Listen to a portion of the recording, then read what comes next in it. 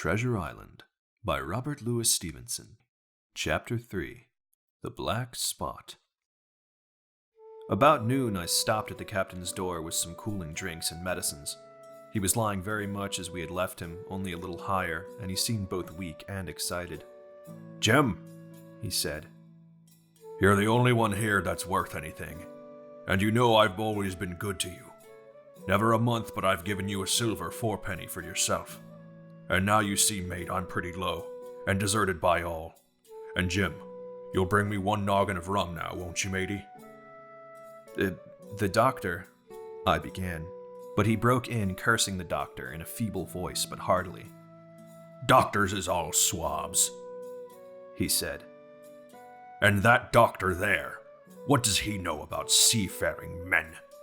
I've been in places hot as pitch, and mates dropping round with yellow jack, and blessed land a-heaving like the sea with earthquakes. What do the doctor know of lands like that? And I lived on rum, I tell you. It's been meat and drink, and man and wife. And if I'm not to have my rum now, I'm a poor old hulk on a lee shore. My blood'll be on you, Jim, and that doctor swab as well." And he ran on again for a while with curses. "Look, Jim, my fingers fidget," he continued in the pleading tone. "I can't keep 'em still. Please. I haven't had a drop this blessed day.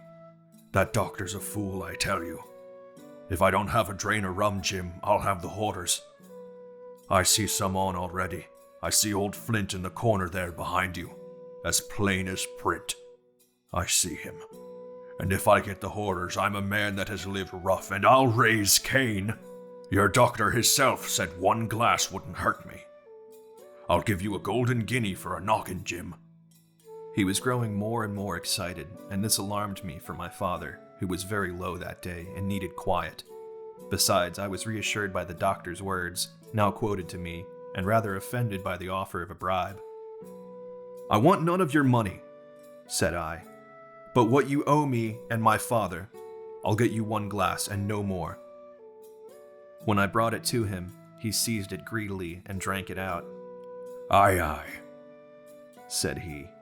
"That's some better, sure enough. And now, matey, did the doctor say how long I was to lie here in this old berth?" "A week at least," said I. "Thunder!" he cried. "A week? I can't do that, Jim.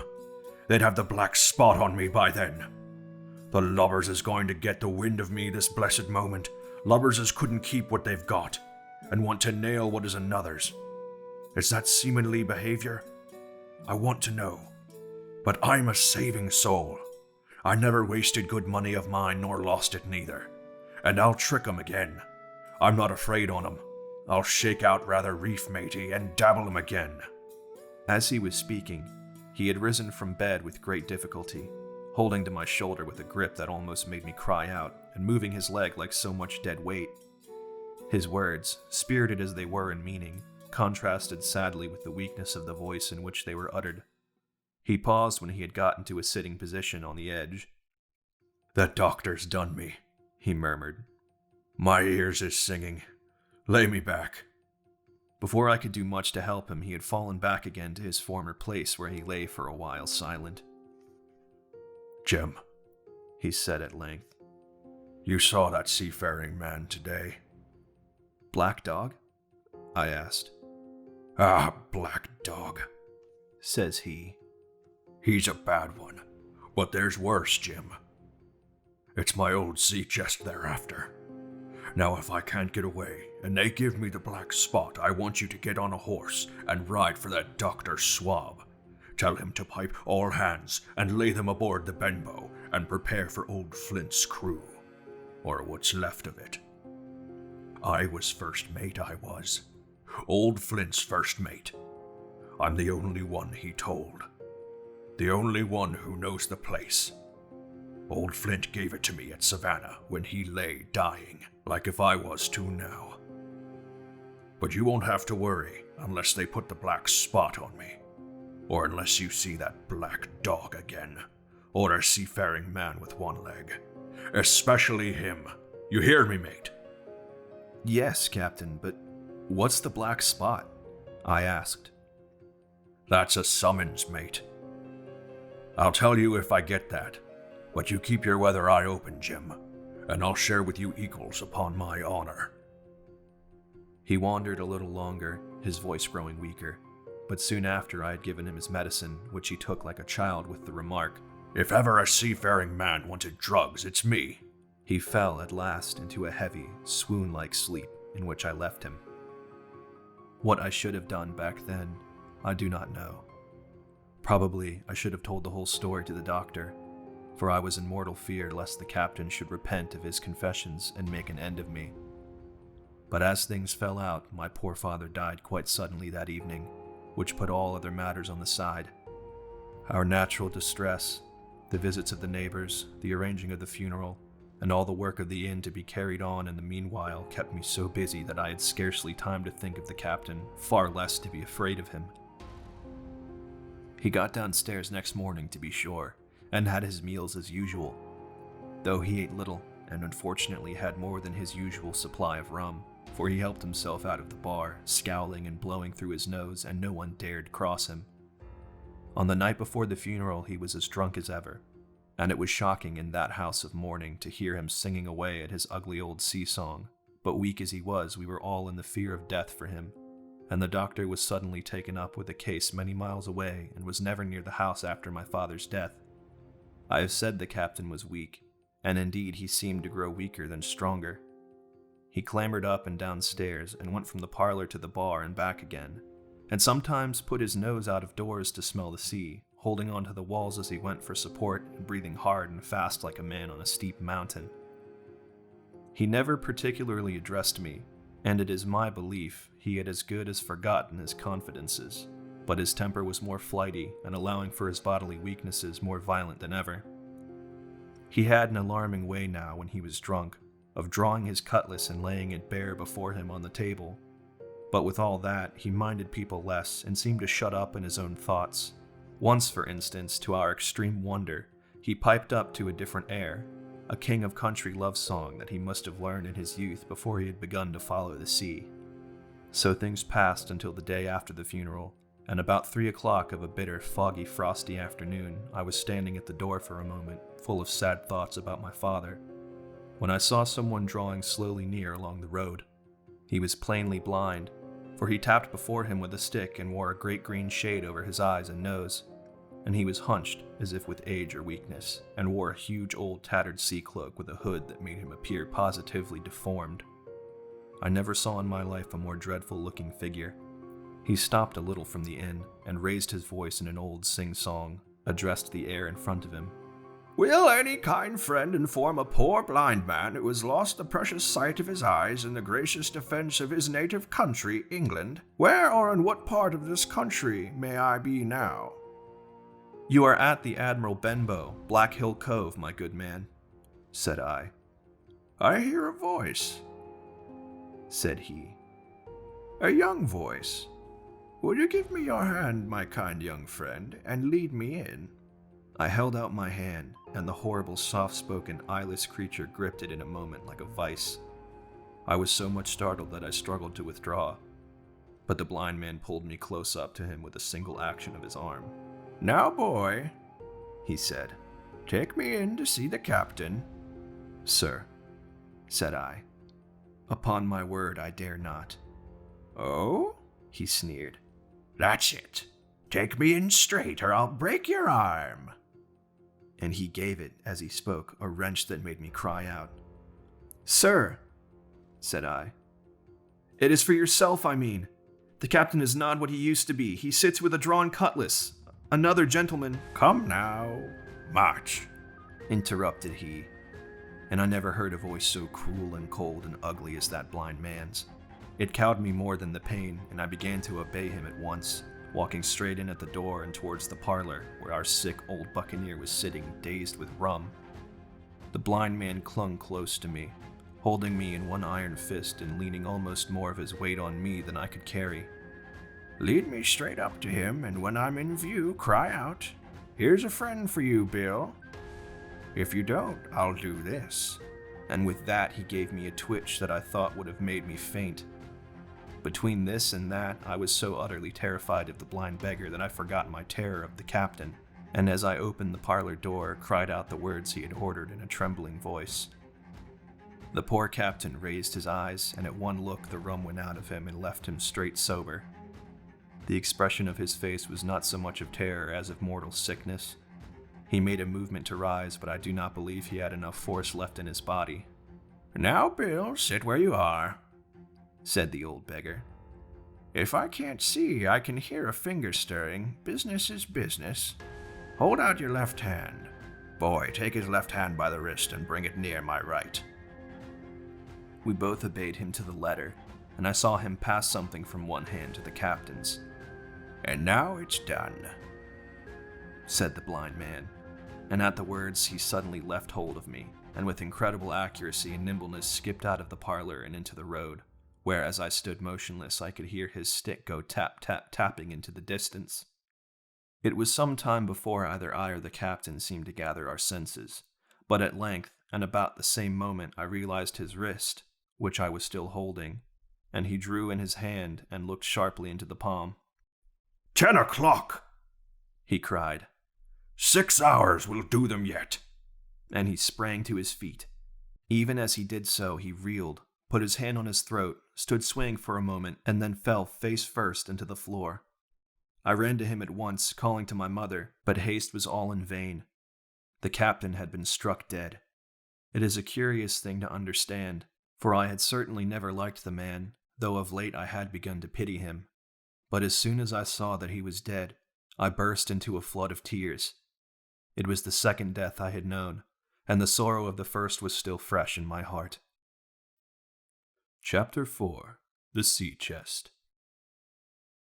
I lost no time, of course, in telling my mother all that I knew, and perhaps should have told her long before. We saw ourselves at once in a difficult and dangerous position. Some of the man's money, if he had any, was certainly due to us, but it was not likely that our captain's shipmates, above all the 2 specimens seen by me, the black dog and the blind beggar, would be inclined to give up their booty in payment of the dead man's debts. The captain's order to mount at once and ride for Dr. Livesey would have left my mother alone and unprotected, which was not to be thought of. Indeed, it seemed impossible for either of us to remain much longer in the house. The fall of coals in the kitchen grate, the very ticking of the clock filled us with alarms. The neighborhood, to our ears, seemed haunted by approaching footsteps, and what happened between the dead body of the captain on the parlor floor and the thought of that detestable blind beggar hovering near at hand and ready to return, there were numerous moments when, as the saying goes, I jumped in my skin for terror. Something must speedily be resolved upon, and it occurred to us at last to go forth together and seek help in the neighboring hamlet. No sooner said than done. Bareheaded as we were, we ran out at once in the gathering evening and the frosty fog. The hamlet lay not many 100 yards away, though out of view on the other side of the next cove, and what greatly encouraged me, it was in an opposite direction from that whence the blind man had made his appearance, and whither he had presumably returned. We were not many minutes on the road, though we sometimes stopped to lay hold of each other and hearken, but there was no unusual sound, nothing but the low wash of the ripple and the croaking of the inmates on the wood. It was already candlelight when we reached the hamlet, and I shall never forget how much I was cheered to see the yellow shine on the doors and windows, but that, as it proved, was the best of the help we were likely to get in that quarter, for you would have thought men would have been ashamed of themselves. No soul would consent to return with us to the Admiral Benbow. The more we told of our troubles, the more they clung to the shelter of their houses. The name Captain Flint, though it was strange to me, was well known to some there, and carried a great weight of terror. Some of the men who had been working the field on the far side of the Benbow remembered seeing several strangers on the road, now thinking that they were smugglers bolted away from us. For that matter, anyone who was a comrade of the captain's was enough to frighten them to death. And the short and the long of the matter was that while we could get several men who were willing enough to ride to Dr. Livesey's, which lay in the opposite direction, no one would help us to defend the inn. They say cowardice is infectious, but on the other hand, challenging cowardice can be a great emboldener, and so when each man had said his say, my mother made them a speech. She would not, she declared, lose money that belonged to her fearless boy. "If none of the rest of you dare," she said, "Jim and I dare. Back we will go, the way we came. And small thanks to you big, hulking, chicken-hearted men. We'll have that chest opened if we die for it. And I'll thank you for the bag, Mrs. Crossley, to bring back our lawful money in." Of course I said I would go with my mother, and of course they all cried out to our foolhardiness. But even then, not a man would go along with us. All they would do was to give me a loaded pistol lest we were attacked, and to promise to have horses ready saddled in case we were pursued on our return, while one lad was to ride forward to the doctors in search of armed assistance. My heart was beating finely when the two set forth on this cold night upon the dangerous venture.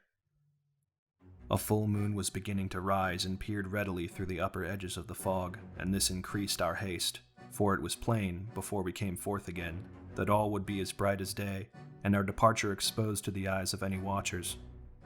We slipped along the hedges noiseless, nor did we see or hear anything to increase our terrors. To our relief, the door of the Admiral Benbow had closed behind us. I slipped the bolt at once, and we stood and panted for a moment in the dark, alone in the house with the dead captain's body.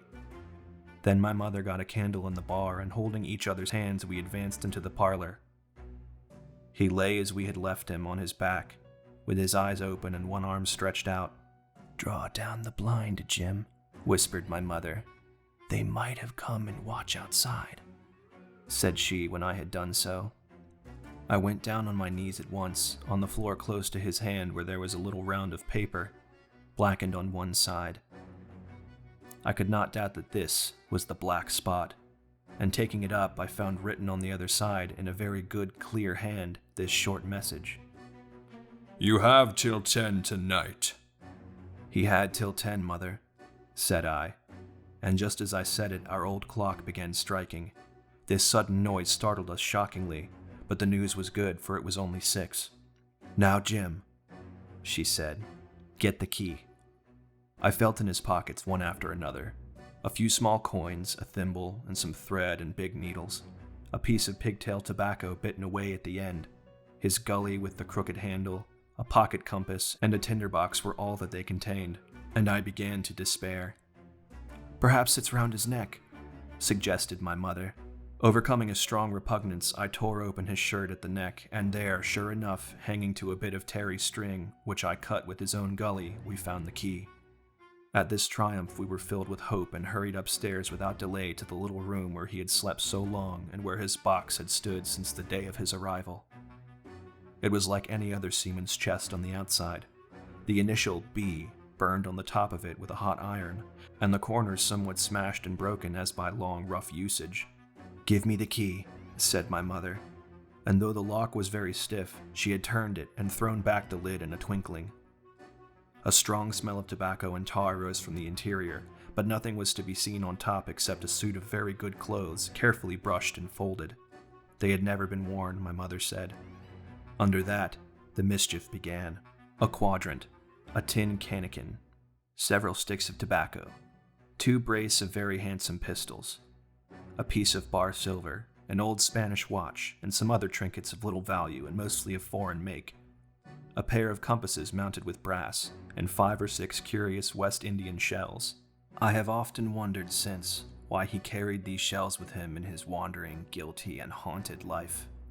In the meantime, we had found nothing of any value but the silver and the trinkets, and neither of these were in our way. Underneath there was an old boat cloak, whitened with sea salt. My mother pulled it up with impatience, and there lay before us the last things in the chest. A bundle tied up in oilcloth and looking like papers, and a canvas bag that gave forth, at a touch, the jingle of gold. "I'll show these rogues that I'm an honest woman," said my mother. "I'll have my dues, and not a farthing over. Hold Mrs. Crossley's bag, Jim." And she began to count over the amount of the captain's score from the sailor's bag into the one that I was holding. It was a long, difficult business, for the coins were of all countries and sizes, doubloons, guineas, and pieces of 8, and I know not what besides, all shaken together at a random. The guineas, too, were about the scarcest, and it was with these only that my mother knew how to make her count. When we were about halfway through, I suddenly put my hand upon her arm, for I had heard in the silent frosty air a sound that brought my heart into my mouth. The tap-tapping of the blind man's stick upon the frozen road. It drew nearer and nearer, while we sat holding our breath. Then it struck sharp on the inn door, and then we could hear the handle being turned and the bolt rattling as the wretched being tried to enter. And then there was a long time of silence both within and without. At last the tapping recommenced, and, to our indescribable joy and gratitude, died slowly away again until it ceased to be heard. "Mother," said I, "take the hole and let's be going." For I was sure the bolted door must have seemed suspicious and would bring the whole hornet's nest about our ears. My mother, frightened as she was, would not consent to take a fraction more than what was due to her. It was not yet 7, she said, by a long way. She knew her rights and she would have them, and she was still arguing with me when a little low whistle sounded a good way off upon the hill. That was enough, and more than enough for both of us. "I'll take what I have," she said, jumping to her feet. "And I'll take this to square the count," said I, picking up the oilskin packet. The next moment we were both groping downstairs, leaving the candle by the empty chest, and the next we had opened the door and were in full retreat. We had not started a moment too soon. Already the moon shone quite clear on the high ground on either side, and it was only in the exact bottom of the dell and around the tavern door that a thin veil still hung unbroken to conceal the first steps of our escape.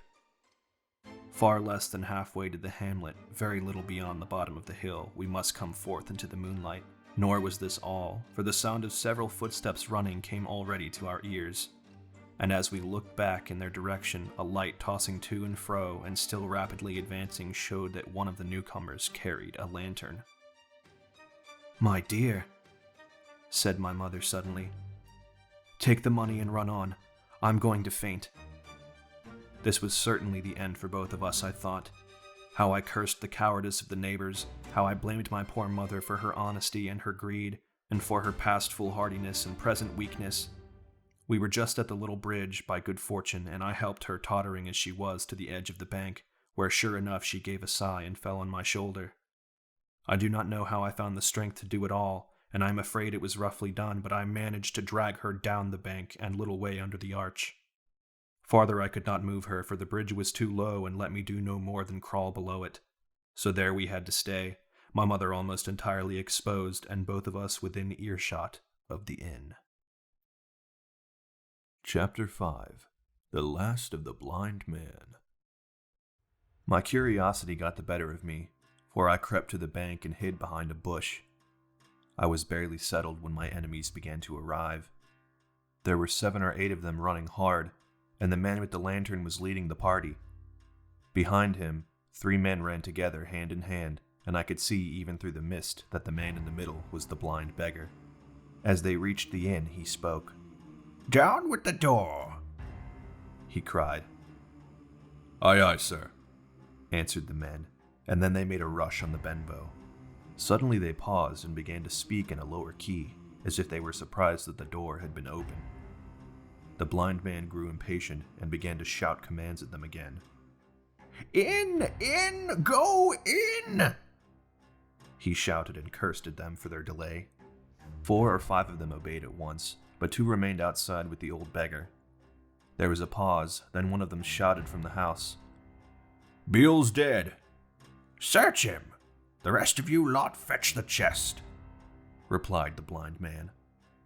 I could hear the sound of their footsteps as they trod up our old creaky stairs.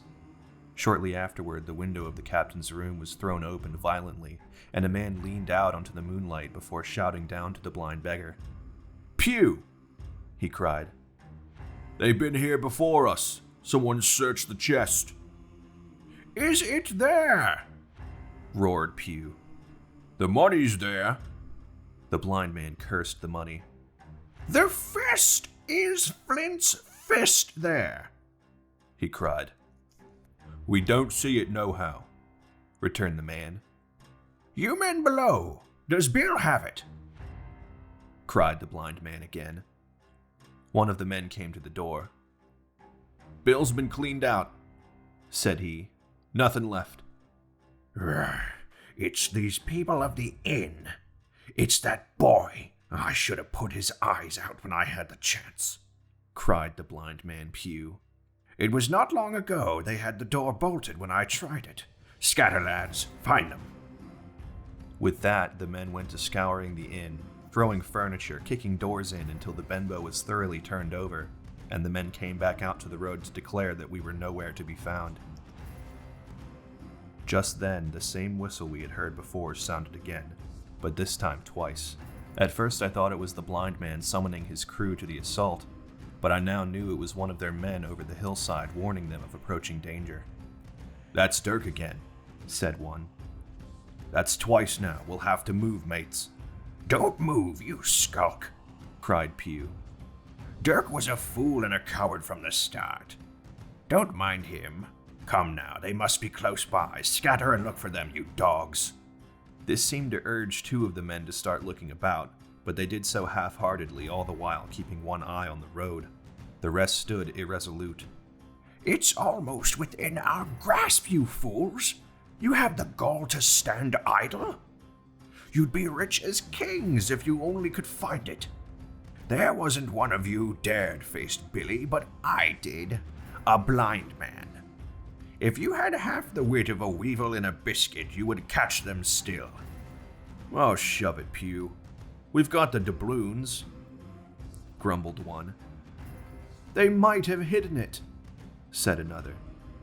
Take the doubloons, Pew, and quit squalling. Pew's anger rose so high at them that he began striking at them wildly with his stick. They cursed back at him and unsuccessfully tried to seize the stick from his hands. It was their fighting that saved us.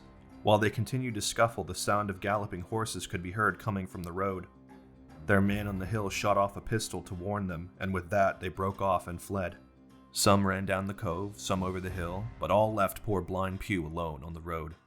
Whether they did this out of fear or as revenge for Pew's thrashings, I cannot say. But there he remained, tapping up and down the road with his stick in a frenzy and calling for his comrades and crying, "Johnny! Black Dog! Dirk! You wouldn't leave old Pew, mates! Not old Pew!" Just then 4 or 5 riders came within sight and swept full gallop down the road.